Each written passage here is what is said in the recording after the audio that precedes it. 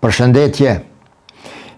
Paraprakisht ju bëra me dije se do të përgatis një video ku do të shpjegoj çështjen e Spanjës dhe e raportet e saj me arabët, ndjeshmërinë e saj ndaj gjendjes së tanishme në Gaza, zërin e saj tejet kritik ndaj politikave të administratës së Netanyahut, ku thash se do të përmendi edhe nuanca historike, fetare, teologjike dhe të tjera të cilat do të fisnikrojnë apo do të pasurojnë, do të plotsojnë këtë mozaik, këtë pasqyrë të cilën dua të ndaj me juve sot këto.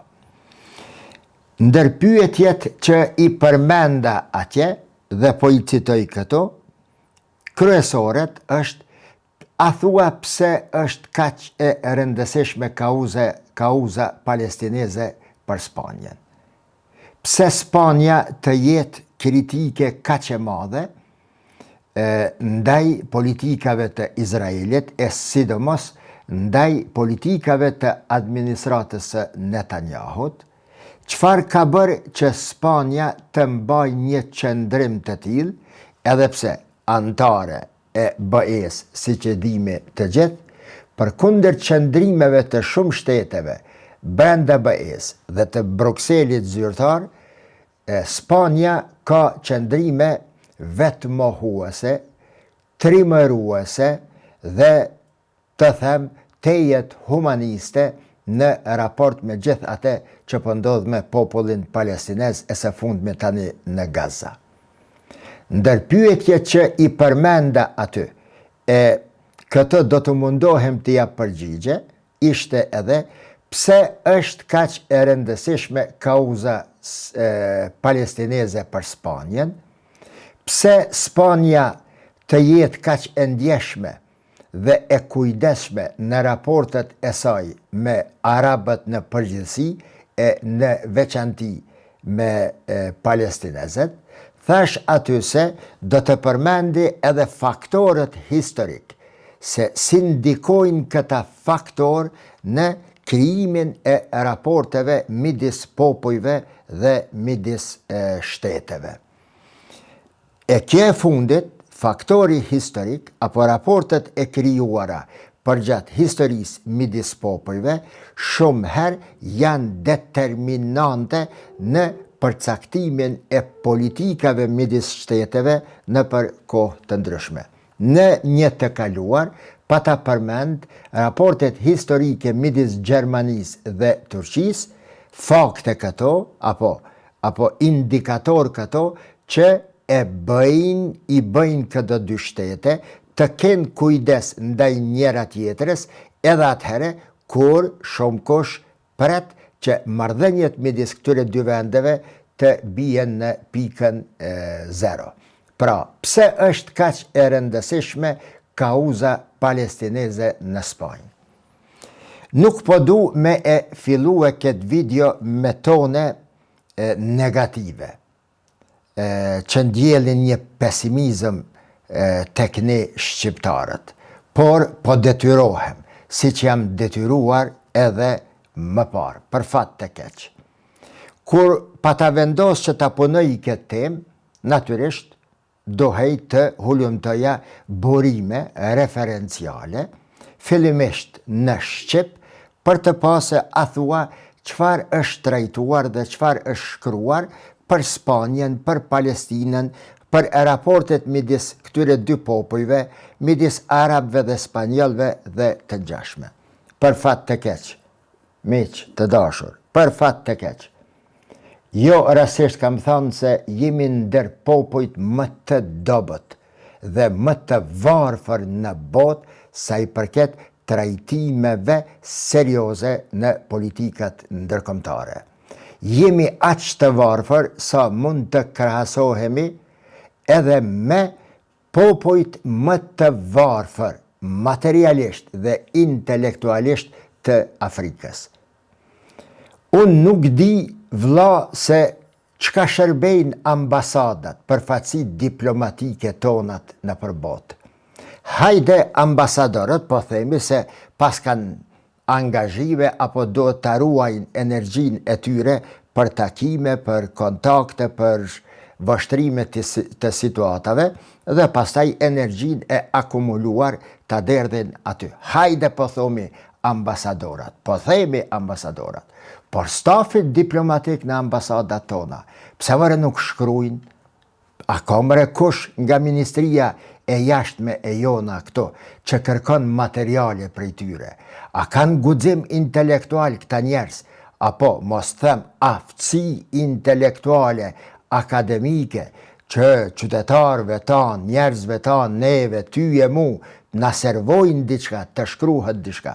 Për te i kësaj, generalet, ushtarakët në pension, akademikët, profesorët, analistët, njësit, intelektualet tanë, pse mëre nuk ulen edhe me i pa se qëfar është duke ndodhër, pse mjaftojnë me lajme të cilat u servohen në përmes portaleve apo ndonjë video që bëhet në YouTube dhe gjithandej në rrjetet sociale. Dua të them se mund të mos besoni dhe ju vetë verifikoni. As një shkrim referencial, me fusnota, me bibliografi, as një shkrim, më thom akademik, as një studim serios nuk është bërë në gjuhën shqipe nga shqiptarët në lidhje me temën. Dhe për me pa ju se në qëfar nivelli jemi, hyni edhe hulumtoni burimet të shkruara në gjuhët e huaja. Prej serbishtes nëse, popujt e Balkanit, shiqani turqisht, shiqani anglisht, shiqani arabisht, shiqani rusisht, me mija mos thënë, me mija studime e shkrime që i trajtojnë temat e ndjeshme edhe këtë temë për të cilën dua të flasë. Pra, në munges të burimeve në gjuhën shqipe, a mungesa e këtyre burimeve ndjehet edhe në rrafshet të tjera. Shumë, unë ka njerë kur po kritikoj me këto tone, sidomos shtresën intelektuale tonën, shtresën akademike, nuk e them për inati o vlla, që kam hymë punë muë, pse ta kritikoj në asë një mënyrë, aqë më shumë që jam shumë largë dhe jashtë parametrave, jashtë kufive të ndikimit të politikës ditore. Asë që dua bile të dëgjoj se kush me ke e kush për ke. Ajo që ka më intereson mua, për derisa mundohem t'i ndaj njohurit e mija me ju këtu në përmes tyre videove, a unë nuk po muj me bo edhe shkrime edhe video, po e sho se ma mirë po muj me komunikue në përmes videove, për derisa i trajtoj këtë tema, me vërtet e sho një varfëri të skajshme, të dhemshme, s'ka studime, nuk boj njerëzit studime, marrin rogat, shkojnë e kryjnë punën e tyne, kthehen të shtëpia edhe u kryj puna. Ka humb ai sensi, ajo ndjenja njerëzore, humane, intelektualiste tek ne shqiptarët për të bërë diçka. Shoqatat e ndryshme, fondacionet e ndryshme, këto shoqëri civile, si po quhen, shoqëri civile, të këshire njere, shoqëri civile, bojnë diçka vetëm nëse paguhen nga fondacionet e jashtme me bo një studim, edhe ajo njëhere eshe dhe ma kur nuk bohet objekt trajtimi në për studiot tona.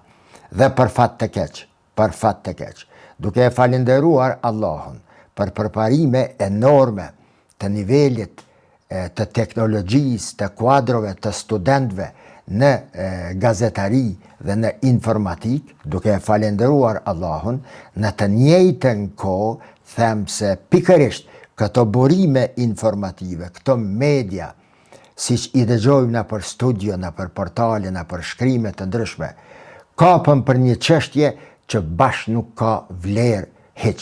Janë një 3-4 të ne në Kosovë, sidomos në Kosovë, që e mbajnë flamurin e denigrimit të shoqërisë shqiptare. Hedhin tema në treg, I mashtrojnë qytetarët shqiptarët tanë se kush me ke, kush u takue atje, a u prit presidentja, a u takue aja. Këta e bojnë për hesab tyne, o vlazni, o mos u mashtroni. Këta e bojnë për përfitimet e veta personale se bashkpalla si Johan nëse ky kështu është apo ai tjetri ashtu.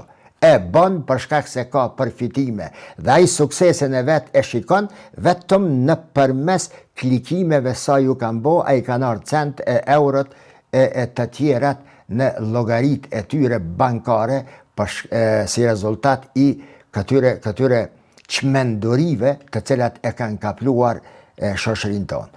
Në rrafshin mediatik kështu, edhe nga rrafshi fetar islam për muslimanët. Shqo se qëfar debatohet në për studio, qëfar debatohet në për rrjete sociale, qëka flasin kolegët e me, qëfar temat për cilat vallahi edhe billahi s'na pyt zoti as në dynja as në ahiret.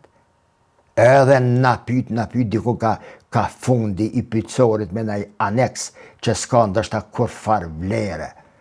Këthe një mëre, shpjegone mëre islamin e jetën se si të na shërbej në ballafaqim me dinamikat dhe nevojat e jetës së tanishme, sepse islami është ardhur për çdo kohë, për çdo cep të botës, për çdo njeri. Tilam, edhe une, tilam ma, citime ka thonë ky dietar para 700 vjetë, ky para 800 vjetë, kush nuk I përmend me qindra e mira dietar, kolos, akademik, musliman, që sot janë gjithandej në përbot, në për katedre, universitete, e shkrimet e tyre. Shumë pak përmenden. Çdo gjë që shpjegohet, ka thonë filan fisteki në shekullin e parë, shekullin e 3, shekullin e 7. Ti kthehemi me realitetit. Pra, në të gjitha rrafshet, po du me thonën, pa kritikue me tone qëllimqia, vallahi jo, pa dasht me hyje në tonë, por po më dhem, po më djeg, sepse jam në rjedhat e asaj që ka shkruhe sot dhe flitet sot dhe botohet sot. Dhe kur isha këto, se qka bohet e qka shkruhet në përbot, pas ta I kthehem edhe isha njerëzit e tanë, vërtet po shkaktojnë dhimbje dhe po thëmë, Allahumme hdina, innena qaumun la naqilun. O Zot, ndihmona, udhëzona, sepse jemi një popull që nuk jemi të mendu logjikshëm. Po I kthejna temës. Mbështetja politike e Spanjës për kauzën palestineze, bajnë mend, është pjesë pra e një tradite të fort dhe të gjatë të miqësisë së krijuar në përshekuj midis arabëve në përgjithësi dhe spanjollëve dhe midis palestinezëve në veçanti dhe spanjollëve. Sidomos nga vitet e pas luftës së dytë botërore, a unë do të kthehem edhe më herët andej, sidomos pas viteve të luftës së dytë botërore, afërsia e Spanjës dhe e leadershipit arab spanjoll me vendet arabe bie në sy edhe më shumë. Arsyet do t'i cekum në minutat në vazhdim. Sipas sondazhit të kryer së fundmi nga Instituti Mbretëror Elcano, 82% të spanjollëve besojnë sot se Izraeli është duke kryer gjenocid kundër popullit palestinez në Gaza.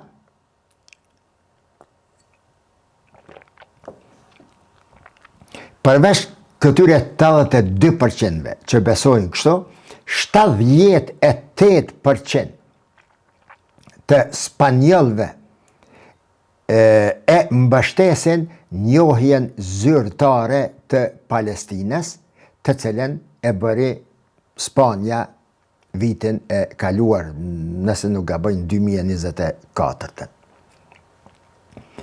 Pra, Spanja, pasaj Irlanda e inspiruar edhe nga Spanja, por edhe duke e kujtuar historinë e së kaluar Spanja, kur perandoria osmane i kishte dërguar ndihma me vagona e tonelata popullit irlandez i cili po vdiste urije, këta irlandez të inspiruar edhe nga Spanja, e pasyre edhe Norvegjia, njohin shtetin e Palestines saksisht më kujtua me 22 maj të vitit 2024. Faktori historik, shqo si po lidhet, Spanja, historia e kaluar, Irlanda, historia e kaluar dhe momentet e tanishme, dhe Norvegjia, historia e kaluar. Ajo marrëveshja e Oslos, pastaj përpjekjet e Norvegjis si një shtet elitar në botë, me çdo gjë që mund të quhet diçka elitare, ja ka dhënë Zoti kombit norvegjez, asoj toke norvegjeze. Norvegjezët, pra, marrëveshja e Oslos e vitit 1993, që besohej apo shpresohej të jetë një gurthemel për krijimin e një ambienti paqeje në lindjen e mesme, duke krijuar dy shtete brinjëratetjes, Izraelin dhe Palestinën, kjo Norvegji edhe gjatë kohës së luftës në Gaza, mjekët norvegjez që bin dëshmor në Gaza vriten dhe persekutohen, popullin norvegjez që i mbledh ndihmat dhe i dërgon për Gaza, i tregojnë botës se, megjithatë, përtej ndasive, apo jo ndasive, përtej lloj-llojshmërisë së njerëzve në fe, ka ende shpirt njerëzor, frym njerëzore, shpirt i Allahut që e ka krijuar në njeriun, që, ta them, figurativisht, ende nuk ka vdek tek njerëz dhe shoqëri të ndryshme. Irlanda, pra, Spanja dhe Norvegjia janë 3 shtetet që të para evropiane që e njohin Palestinën në këto dekadat e fundit. Disa herë kam shkru për sekuencat kuranore mbi historinë. E keni pa në Kur'an përmenden 25-28 pejgambere përmenden ngjarje të ndryshme. Mbani mend, Kur'ani ata pejgamber nuk i tregon për me tregu pralla, apo për me tregu një ngjarje. Për 2 arsye i tregon. Inshallah e shënoni dikon, apo e mbani mend. Kur'ani i përmend pejgamberet për 2 arsye. E para, për t'i thënë njerëzimit se këtë që po e flet Muhamedi alayhi salam tani, dhe këtë që po e sjell Islami, e që bëri një revolucion të papar në historinë e njerëzimit, është po ajo të cilën popujt e mëparshëm e kanë marrë nga pejgamberet e tyre.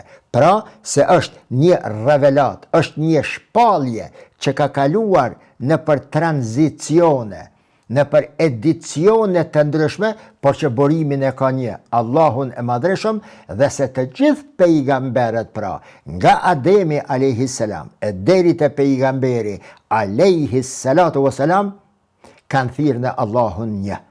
Pra, monoteizmi, besimin në Zotin një, është esenca, është kryesorja dhe fakti i parë pse Kur'ani i përmend atë pejgamber. Dhe e dyta, që ndërlidhet me historinë, e që unë po flas këto, e që për fat të keq tek ne nuk po trajtohen këto tema si çdohet, nga të gjitha rrafshet intelektuale, fola pak për para për diplomacinë, për akademikët, e për ishushtarakët, e për profesorët, e për s'ki materiale, vllavi jam, sun gjan, shep, kur gjë bash, kur gjë, veç ndaj përkthim dikon që e bojnë me ndaj portal, e njifët shumë mirë telegrafi, e qmoj shumë, përkthime që i bën telegrafi të disa studimeve jashtë, i njëjta njerëz që punojnë aty, edhe që i bëjnë ato përkthime, telegrafi është model.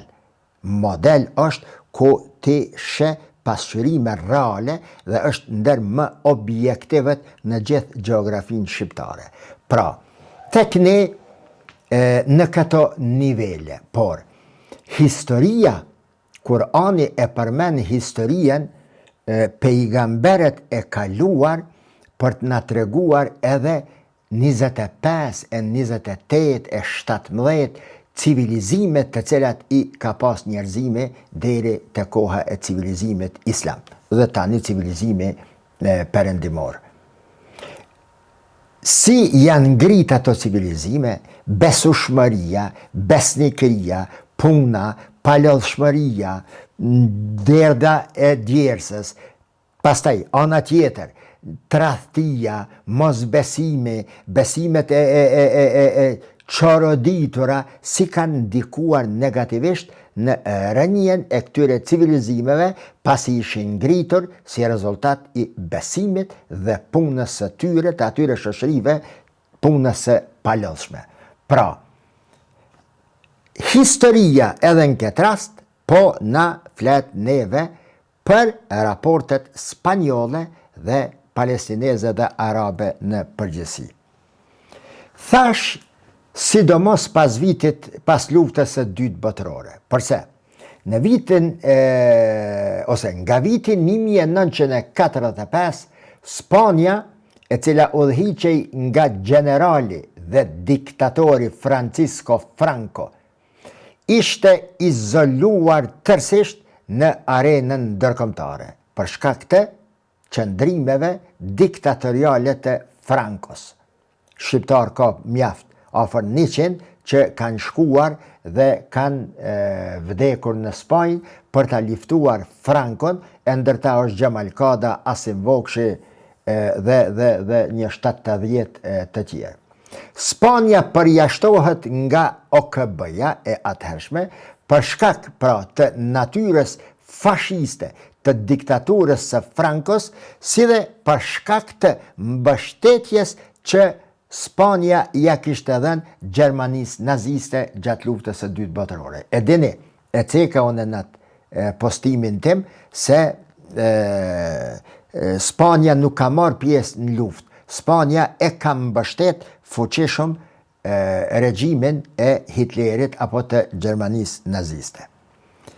E gjendur në këtë situatë dhe për të kapërcyer këtë gjendje të mjerë, të izoluar hermetikisht, të them kështu, regjimi i Francos detyrohet të krijon lidhje të ngushta tash jashtë Evropës me vendet e Amerikës së Jugut dhe me vendet arabe, sidomos me Jordanin, Arabinë Saudite, Egjiptin, Irakun dhe Libin.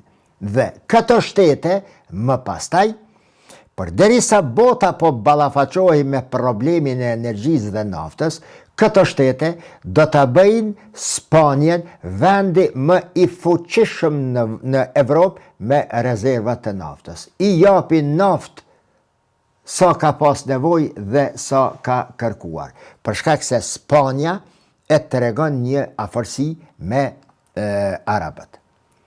Megjithatë, me fillimin e luftës së ftohtë, shëbat detyrohen të ndërmarrin diçka, në kundërshtim me ata që ishte deri në këtë kohë.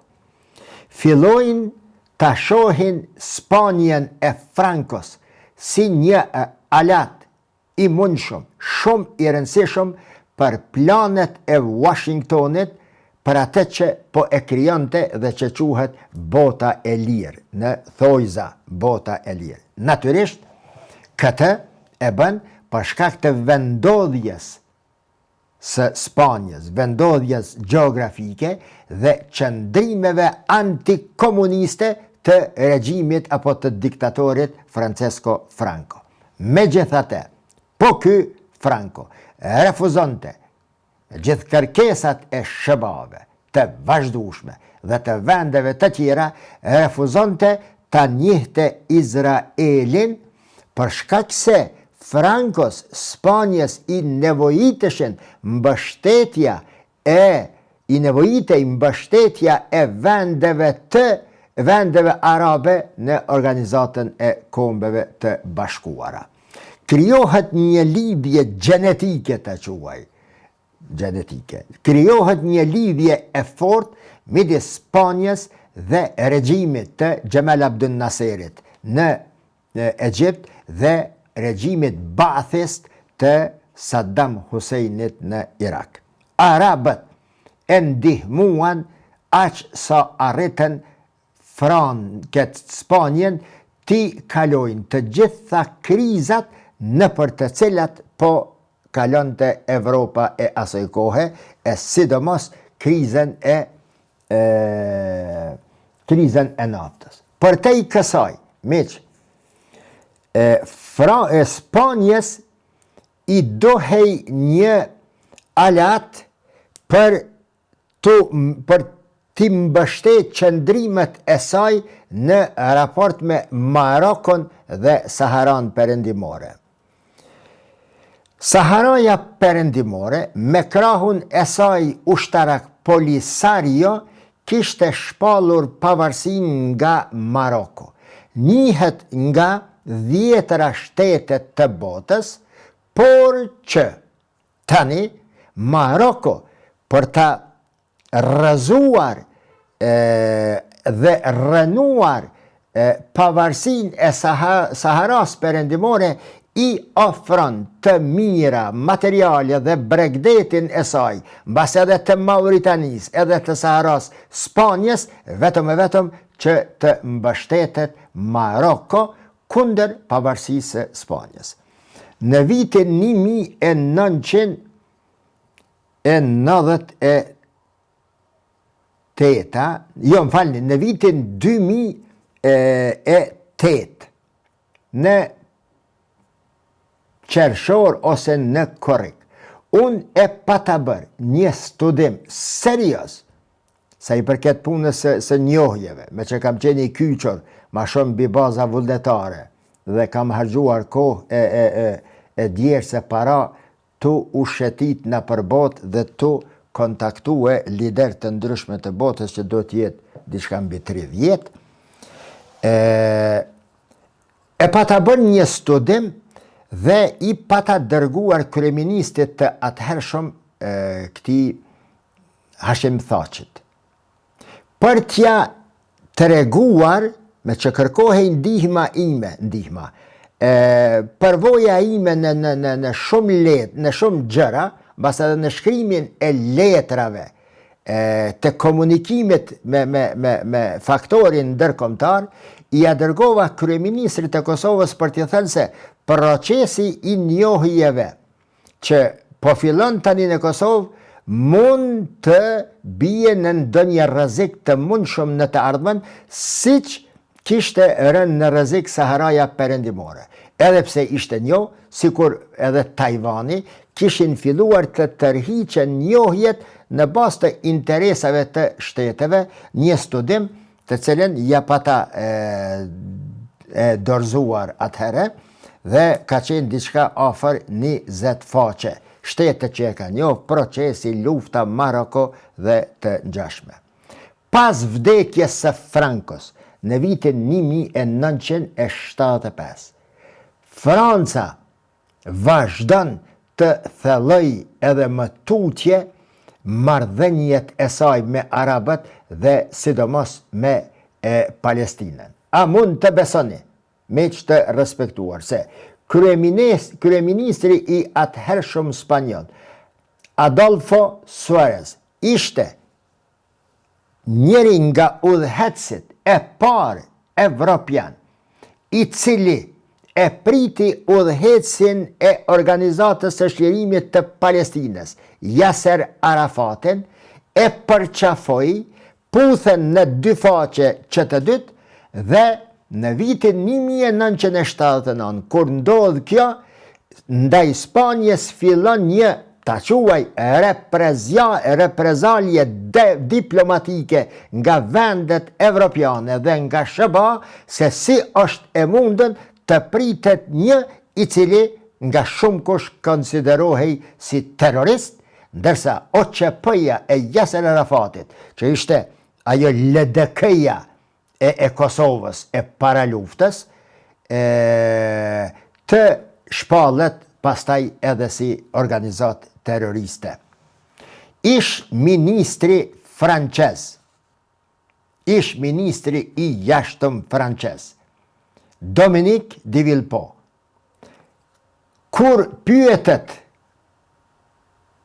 së fundmi tash se si është situata humanitare në Gaza dhe çfarë po ndodh atje, ai përgjigjet: kush po e shpëton Gazën nga vendet e Evropës, vetë e bën pyetjen, dhe kthehet, thët, natyrisht se Spanja. Lidhjet e tilla me Spanjës, vendeve arabe dhe palestinezve, të cilat i përmenda nga koha e pas luftës së dytë botërore, janë kapitulli i fundit i faktorëve të tjerë përgjatë historisë, të cilët e bëjnë Spanjën kaq të interesuar dhe kaq e ndjeshme ndaj Gazës dhe palestinezve dhe kaq shumë kritike ndaj qëndrimeve të Izraelit, mbase edhe të shtetit të Izraelit më parë. Në vitin 1960, meq, një numër i madh i palestinezve shkojnë, dërgohen për të studiuar në Spanjë dhe me mira të tjerë, familjarë të tyre, shkojnë dhe mbesin në Spanjë. I marrin nacionalitetin spanjol dhe sot ke emrat të njohur në fushat të ndryshme, përfshi ekonominë, tregtinë, sportin, shkencën, me përjardhje spanjolle. Edhe ministria e rinis sot, që është Sira Rego, e lindur në vitin 1973, është palestineze, me bab palestinez dhe me nën spanjolle. Sikur që thot Kurani se lexoni ngjarjet në mënyrë që të mësoni nga ajo. Pra, kuptojeni historinë si një shkencë e cila na jep informacione nga e kaluara për të përpunuar sot dhe për të ndërtuar të ardhmen, edhe këto gjëra, fakte, data, emra të cilat i përmendin ndonjëherë unë në ligjëratat e mia, meq, jo lexues e shikues që i përcjellni përpjekjet e mia me ju këto së bashku, përktheni me njëherë se a thua në Zvicër, në Gjermani, në Finland, në Suedi, çfarë mund të bëjnë shqiptarët si që ka bë diaspora hebreje të zami në përvendet të ndryshme. Dhe një ndër temat mbi të cilin kam qëndruar vazhdimisht në ligjëratat e mia, në përgjamit e diasporës, ka qenë pikërisht që kjo.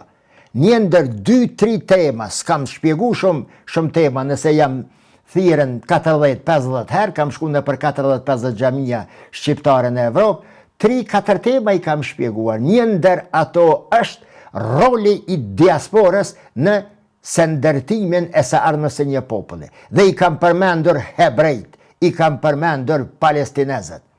Hebrejt janë diaspora hebreje, kam thënë, në për xhamit shqiptare në diasporë, kam thënë se diaspora hebreje është gurthemeli i krijimit të shtetit të Izraelit. Dhe diaspora hebreje më pastaj është ajo e cila i ka shti nërsjetët qeveritë e ndryshme të botës, edhe shtetet më të forta, dhe i ka detyruar që ndihma që i ka bërë, djersën që e ka harxhue, para që i ka dhënë, mbështetjet që ia kanë dhënë shteteve të ndryshme ku kanë jetu diaspora hebreje ju ka thënë pastaj, pas shpërbërjes së perandorisë osmane, është koha të na ktheni neve borxhe. Duhet pagesën me botash. Dhe ajo pagesë është krijimi i shtetit të Izraelit dhe së ndërtimi i së ardhmës së hebrejve atje dhe gjithandej në botë. Pra, diaspora, teksa po flasim këto, jam i prirë ka njerë dalë pej temave për gjithnjë duke plotësuar mozaikun imazhen aty, Diaspora, pra, nuk është gërnaqa, po diaspora është gëzbebej i një populli, është drita e zezë, bebza e një populli. Nëpërmes diasporës një popull sheh jashtë, dhe nëpërmes diasporës bota e sheh një popull.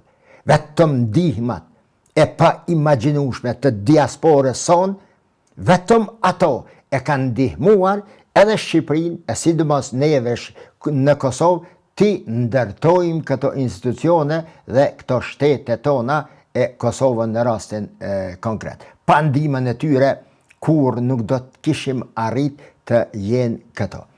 Që kjo diasporë, pra, palestineze në Spanjë, ka shku deri atje, sa edhe ministre nga palestinezët jenë bo dhe ndikojnë fuqishëm që politikat spanjole të orientohen këndej.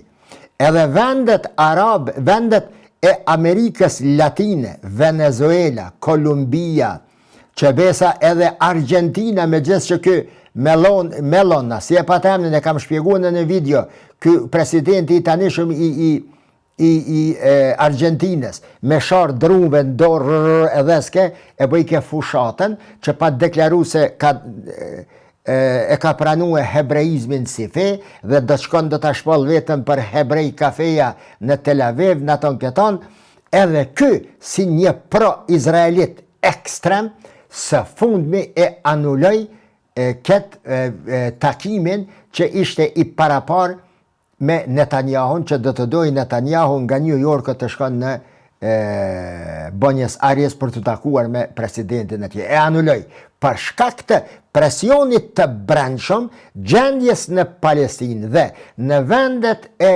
Amerikës Latine, në të cilat kam takuar shumë njerëz për cilët po flas këto, Venezuela, ato vendet të tjera, ke palestinez, deri në ato përmasa sa Carlos Munaim, nëse ju kujtohet, ish presidenti i Argentinës, ka qenën palestinezo-libanez.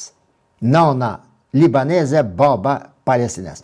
Ish përngullur kohë më parë në Amerikën Latine.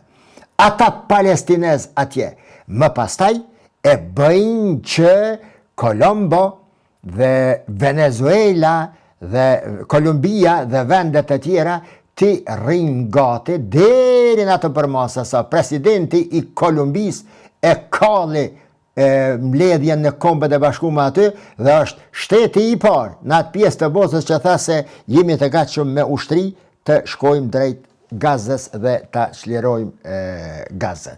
Diaspora është e rëndësishme, miq. Dhe kjo diasporë krijon lidhjet e ndonjëherë edhe problemet midis vendeve.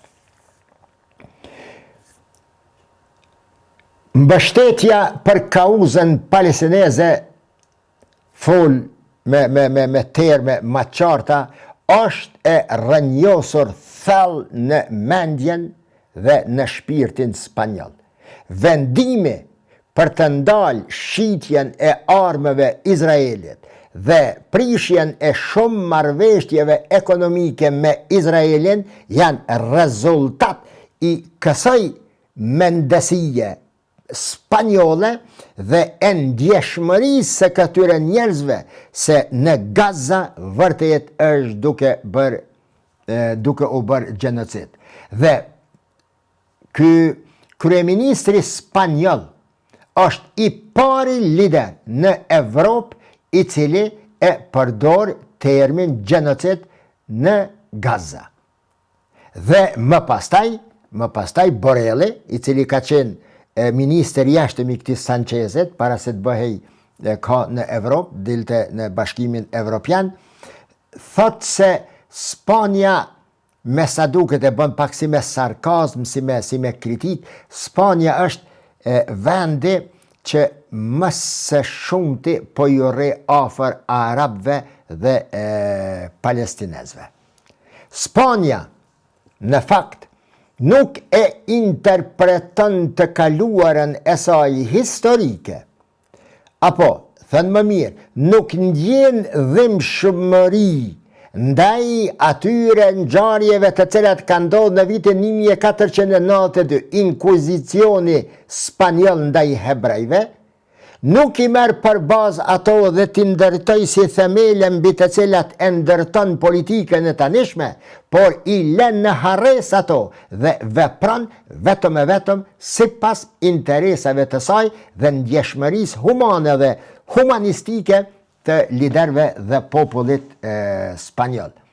Ju me njerë e dini të menu, po s'na ka njoft neve. Tem vetë është ajo. Ne jemi të folë për Spanjë, sigur jemi të folë për Palestinë, sigur shpesh më kritikojnë pse qysh, po Amerika qysh pe livdon, po qysh mës me livdue, në raport me neve shqiptarëve sene, qka është të bo atje në Palestinë. Do të mi da senet, meq.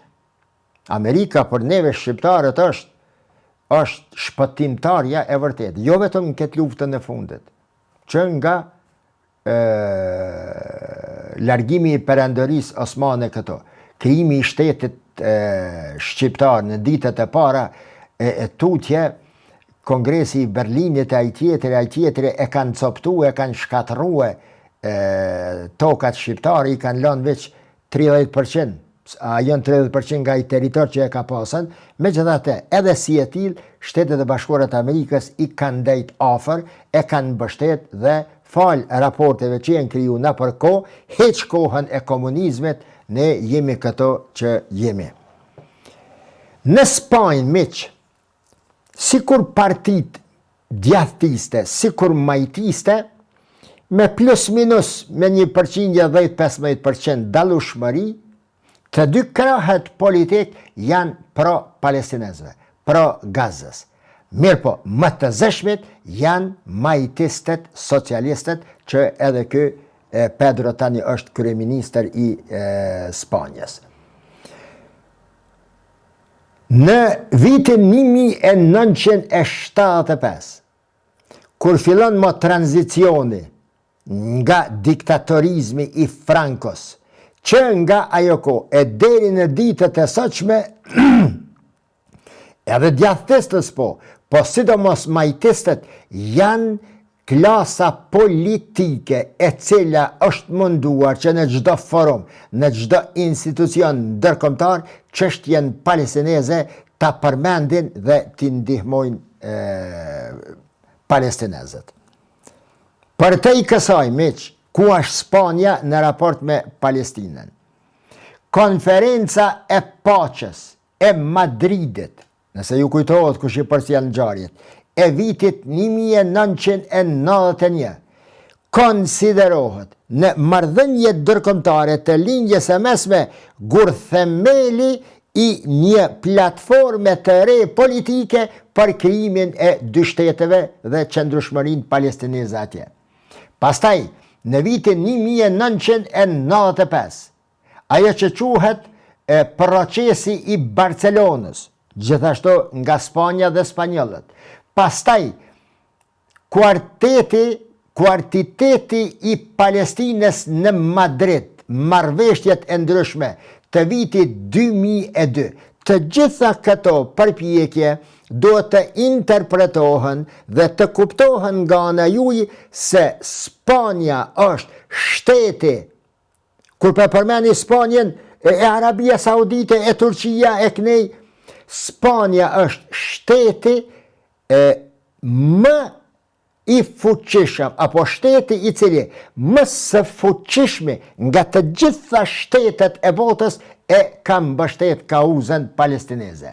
Të vendet arabe, islame, të gjitha janë munduar sadopak, por mos harroni, sidomos vendet arabe. Elitat politike të tyre, meq, po bëj me laps, elitat politike të tyre, 99.99% janë të ardhur prej Zarfit.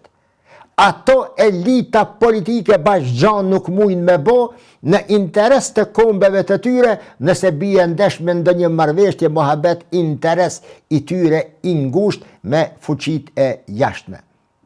Për këtë arsye, ato zëra që dalin nga vendet arabe Tani për tani, për shkak të liderëve të tyre, mos i merrni seriozisht. As kur flasin keq, e as kur folin mirë. Sepse, siç bëri Donald Trump me këtë burrin e botës, presidentin Macron, kër e vetën po kritikon, valla po bën kështu, tha, mos e merrni për serios se s'ka pesh fjala e tij dhe kush se ngon ato. Kur për Francën tha ashtu, fuqia e dytë ekonomike e Evropës, vendet arabe janë, siç po flas. Në mesin e këtyre vendeve arabe, po, Katari, po mundohet me bot diçka, Arabia Saudite, për shkak të presionit e për shkak të paraset të fuqisë vet, e raporteve që i ka me Shtetet e Bashkuara të Amerikës, Egjipti mundohet andej e këndej, ndër të gjitha këto mund të veçohen dy që janë më të fuqishmet në mbrojtje të kauzës palestineze, Turqia dhe Arabia Saudite. Edhe diçka këtu më kujtue, i shoh se kritikohet Egjipti shumë, jo e ka mbyll kufinin, jo se ka mbyll kufinin, jo meq. Mbyllja e kufinit nga ana e Egjiptit është e mirë për palestinezët, po ata po vriten, ata po masakrohen, po bëhet gjenocid, masakrat e përditshme mbi ta. Por Izraeli e pastaj edhe Donald Trump pikërisht këtë e dëshironte, që Egjipti të hap kufinin dhe ata 1,5 milion, 2 milion palestinezë të shkojnë në shkretëtiren e pan, shkretëtiren vdekje pruse të Sinas. Aty ku ka kalue, ku ka nejte Hazreti Musa me faraonin e që përmendet në Kur'an, inneke bil wadi muqaddesi tuwa sana, te Musa a.s. Pra, mbyllja e kufirit me Egjiptin, e Egjiptit, është në favor të palestinezëve me gjithë masakra që bëbën. Po, përsisin ka shkafollet shumë për të bëmat e ti. Por të rasti i Palestinës është diçka tjetër.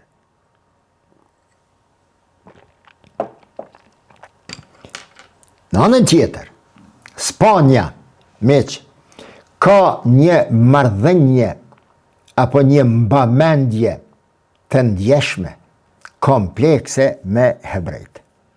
E përmenda pak përpara. Në vitin 1942 ndodh dekreti i Al-Hamrës, sipas së cilit mbreti urdhëron që të gjithë hebrejt që gjenden në Spanjë ta lëshojnë Spanjën. Vritën me minja e me dhjetra minja, largohen nga aty. Një gjenocid i të mërshëm. Në fakt, këso lloj gjenocidesh e masakrash, e dhune, e persekutime mbi popullin hebrej, kanë ushtruar, thuajse, të gjitha vendet evropiane. Andaj dje, nëse e keni përcjell videon e djeshme, thash se evropianët, kur e kanë krijuar Izraelin me një farforme, kanë desht me i hek hebrejt pe i këtuhet, me shpërla pak veten dhe me i quet e arabt atje dhe ta krijojnë shtetin. Nuk është e rastishme.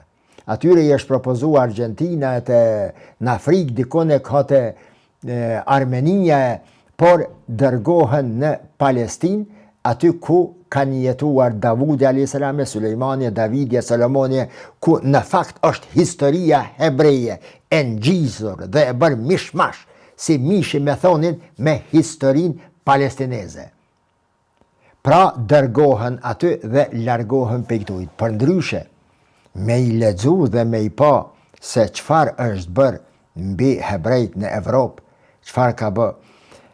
A ju kujtohet në një video e shumë herë në Top Channel dhe në CNN Albania, e kam shpjegu këta, kur folsha për raportet e Izraelit me Amerikën, vazhdimisht e kam përmend, edhe në qatë video të me kam shpjeguar në detaje, lidhjet gjenetike, shpirtërore, fizike, psikologjike, gjithë shkaje midis Amerikës dhe hebrejve.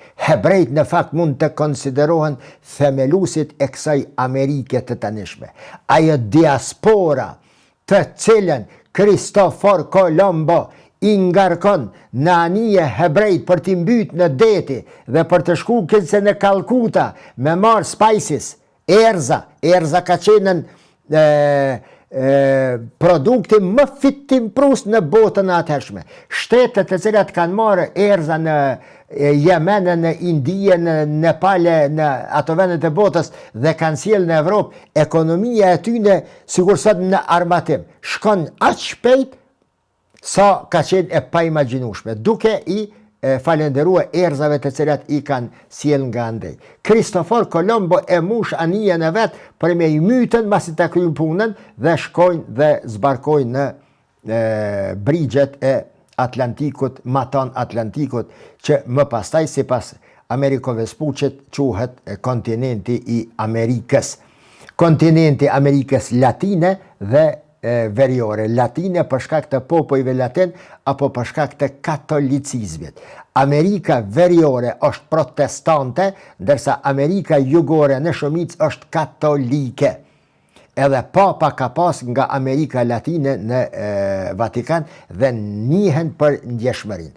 Me që jam këto pra, me që e përmena këtë punën e katolike, mos harroni, një ndër faktorët kryesor, ata janë një pesë, një ndër faktorët kryesor që mbështetet në përvojën historike është raporti i Spanjës me palestinezët dhe kundër izraelitëve është pikërisht të qenurit e tyre katolik. Bota katolike nuk është qysh mendon shumë kushi e afërt me Izraelin dhe kundër arabëve. Jo, ka dalë. Ata të cilët në fakt janë pa kusht për Izraelin dhe mbështesin në të gjitha hapa që i merr, mbas edhe i shërbejnë njëri tjetrit, këto politika është bota protestante, ndërsa bota katolike, edhe Leo i 14, kur e kritikoi politikën e Izraelit, edhe më shumë i dha frym, më thëmë zjarë, edhe më shumë e inspiroi botën apo njerëzit katolik të Spanjës që të janë kundër politikave të Izraelit dhe në mbështetje të palestinezëve. Për këtë arsye quhet bota Amerika Latine. Ndër faktorët kryesor që formsojnë, po shkojmë ka fundi i temës, se u bënëm do minuta, ndër faktorët a pishe o vlazni o miq, po kërkoni prej me i bo shkurta, qysh me mujt me i bo shkurta ma pak se 30 minuta, kur me një video po mundona me i përmbledh krejt ato të cilat, përsa unë për e kuptoj me e bo një pasqyrë, apet për thëmë një mozaik më të plotësuar për një ngjarje. Si do që tjetë, një ndër faktorët kryesor që formsojnë qasjen, qëndrimin e Spanjës ndaj Palestinës pra është përvoja historike 1, e kaluara historike 2, politika e krahut të majt, megjithëse që edhe djathtistët janë, por Spanja, politikat e kryeministrit të tanishëm janë të zëshme kundër hovit të së djathtës ekstreme në Evropë.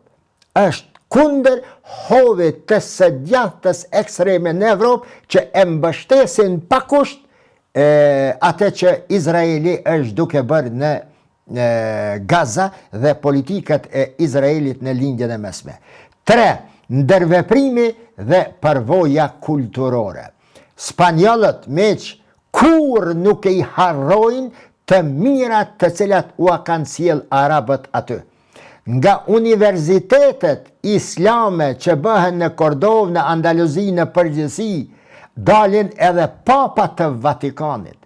Hebrejt të cilët po dëboheshin nga perandoria romake më parë, vendstrehim gjejnë në Andaluzin islame, filozofët më të mëdhej me nam, ata të cilët e kanë studiu filozofin e din cilit janë ata. Filozofët më të mëdhej me prejardhja hebreje kanë dalë nga universitetet islame të themeluara nga muslimanët në Spanjë.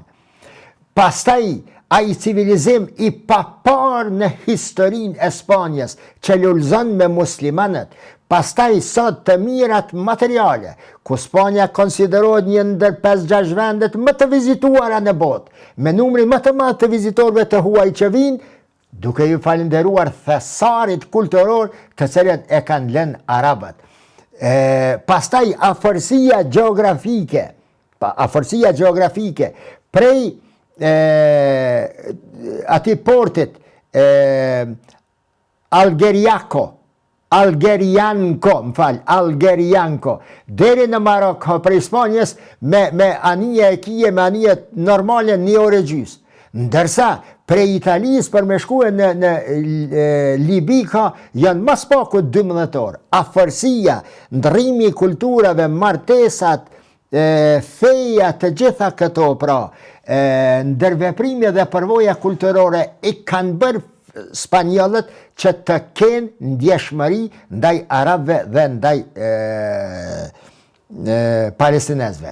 4 mund të përmendet edhe ndjeshmëria ndaj dhunës dhe brutalitetit i trashëguar nga epoka e Francesco Francos, diktatorit të Francos.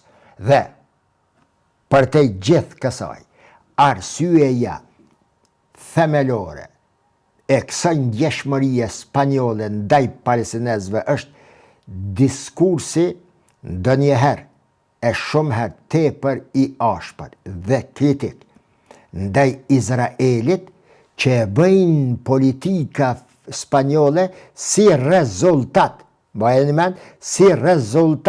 i presionit publik që bëhet mbi Madridin zyrtar. Spanjollët në qenjen e tyre, në gjenin e tyre, a mund të jenë gjys arab, gjys spanjoll, ku me dit, 800 vjet, afër 800 vjet, muslimanët e kanë administruar Spanjen, dhe ka qenë menër, sikur Azhari që ka qenë, dhe vazhdon të jetë minarja, kandili i dituris islame në lindjen e mesme. Spanja e kohës muslimane ka qenë kandili i dituris në Evropë.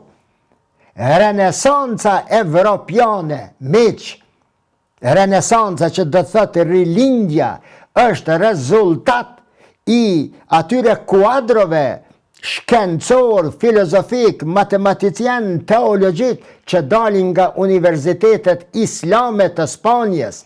Ata njerëz, Giordano Bruno, Nicola Copernico, Michelangelo, Buonarroti, ai tjetri dhe shumë të tjerë, janë njerëz, student, drejt për drejt, apo tërthorazi, të cilët i kanë lexuar burimet dhe librat e shkencat të dalin nga universitetet spanjolle. Duke i ditë populli spanjoll dhe të mira që ja sjellin, ato kaldërma, ajo pallati i koqe ato që i kanë lënë arabët aty, i bëjnë të ndjejnë dhe të shpërfaqin ndjenjen njerëzore se këto nimete janë prej etërve të këtyre palestinezve. Përveç kësaj, Spanjës është edhe diçka dhe po e përfundoj. Pse edhe Belgjika, këtë është faktori historik. Subhanallah, po Kur'an është fjali Allahut. Mësoni historien që të mësoni nga e kaluara, për ta përpunu materialin sot, brumin sot, për ta sëndërtuar të ardhmen. Mos e lexoni historinë, aq më pak, mos u bëni kriminal akademik, kriminal intelektual, jo akademik, që ta shkruani historinë rrajshëm, në mënyrë që veç të mbushen faqet, në mënyrë që të shitet një teorie, një prall, por ju historian të njerëzimit, në këtë rast tanët këto, shkruani historinë në atë mënyrë, me një sens, me një shpirt njerëzor, patriotik shqiptar, që atë që e shkruan, të jetë një mësim për të ardhmen. E di, dikush më thënë, historia është jetë shkrimi i së kaluarës. Po bre burrë, e di edhe këta. Merë afër një teolog, merë afër një psikolog aty, një sociolog, kur ta përpilojsh një temë, lexone 4 vetë, kuadrët të ndryshme, nga perspektiva psikologjike, nga perspektiva diplomatike, nga perspektiva historike, sociologjike, si do të ndikonte ky përshkrim i ngjarjes së kaluar në të tashmen dhe të ardhmen e shqiptarëve. Shkruani librat e historisë me sens patriotik, e që me gjuhën e fesë me sens fetar islam. në atë mënyrë që historia të jetë mësuese e së ardhmës. Rasti i Belgjikës. Pse edhe Belgjika miq është e ndjeshme ndaj Palestinës? Pse e ka njoftën këtë Palestinën, sikur edhe vendet e tjera? Pse ndihmon Palestinën? Shumë e thjeshtë.